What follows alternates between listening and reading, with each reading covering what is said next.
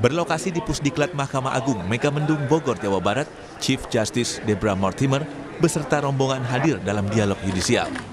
Dialog ini adalah kerjasama antara Mahkamah Agung Republik Indonesia dengan Mahkamah Agung Australia yang sudah terjalin sejak tahun 2004 silam. Sebelum dialog, terlebih dahulu dilakukan penanaman tanaman mundu sebagai simbol terjalinnya kerjasama yang baik antar kedua negara. Usai menanam pohon di hadapan Hakim Agung, dialog yudisial dibagi menjadi beberapa sesi. Sesi pertama mengenai keadilan iklim dan litigasi lingkungan yang menegaskan peran strategis peradilan dalam menjawab krisis global.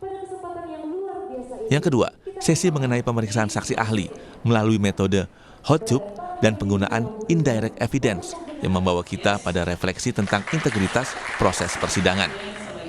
Yang terakhir, sesi mengenai penetapan Uncitral Model Law on Cross-Border Insolvency yang menyikap tantangan nyata globalisasi, sengketa kepailitan lintas yurisdiksi yang semakin sering muncul seiring keterhubungan ekonomi.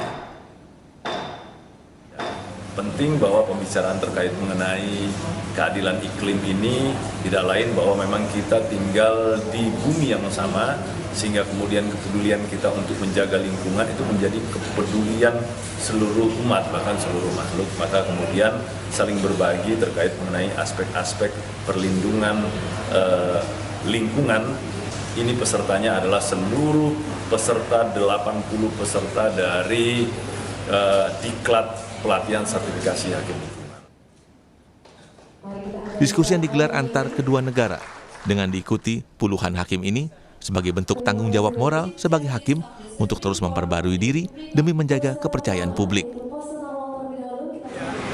Terkait dengan tema-tema yang menarik sesuai dengan perkembangan zaman, masalah insolvensi, masalah lingkungan, dan masalah hal-hal yang menurut saya masing-masing negara mempunyai pengalaman terbaiknya yang bisa kita bagi, kita bahas bersama. Agar hakim-hakim di Indonesia juga bisa mengikuti perkembangan dari ilmu pengetahuan atau praktek-praktek terbaik yang terjadi di negara lain, terutama para praktisi di Indonesia juga bisa berkolaborasi dengan para praktisi di Australia.